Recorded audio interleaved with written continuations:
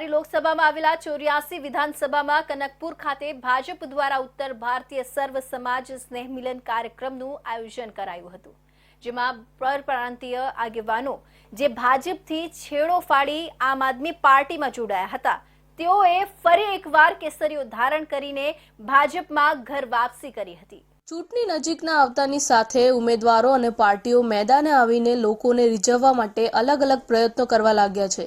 ત્યારે નવસારી લોકસભામાં આવેલા 84 વિધાનસભા અંતર્ગત કનકપુર વિસ્તારમાં એક કાર્યક્રમનું આયોજન કરવામાં આવ્યું હતું, જેમાં અગાઉ નારાજ થઈને ભાજપ છોડી આમ આદમી પાર્ટીમાં જોડાઈ ગયેલા આગેવાનો તથા હોદ્દેદારોને ફરી એકવાર ભાજપમાં ઘર વાપસી કરાવવામાં આવી હતી।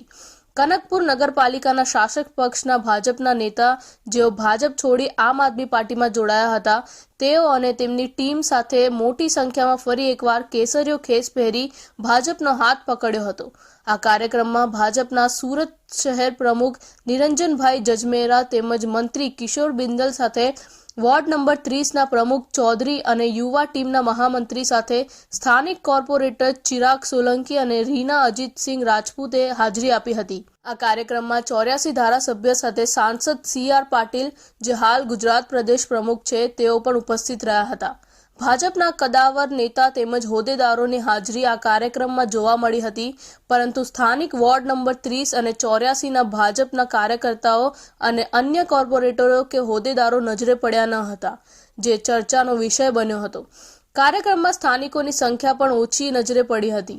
કનકપુરમાં રહેતા પરપ્રાંતીય અને ઉત્તર ભારતીય સમાજમાં વધારે તલંગપુર પાસે આવેલ શિવનગર, રામેશ્વરી, બરફ ફેક્ટરી તેમજ સુડા જેવી જગ્યાઓથી લોકોને લાવીને કાર્યક્રમમાં બેસાડવામાં આવ્યા હતા। આ જોઈ લોકોમાં ચર્ચાનો વિષય બન્યો હતો કે ભાજપથી છેડો ફાડીને ગયેલા લોકોને ફરી ભાજપમાં જોડાતા કાર્યકર્તાઓમાં પણ નારાજગી હોય, જેના લીધે તેઓએ હાજરી આપી ના હોય એવી ચર્ચાએ જોર પકડ્યું હતું। તેમજ સ્થાનિક ધારાસભ્ય સંદીપ દેસાઈ દ્વારા કહેવામાં આવ્યું હતું કે 84 વિધાનસભામાં આમ આદમી પાર્ટીના તમામ ઉમેદવારો મોટી સંખ્યાએ અને કાર્યકર્તાઓ ભાજપમાં જોડાઈ ગયા છે, એટલે અહીં વિપક્ષ નામનો શબ્દ પૂરો થઈ ગયો છે, એટલે કોઈ વાતની ચિંતા કરવાનો વિષય નથી।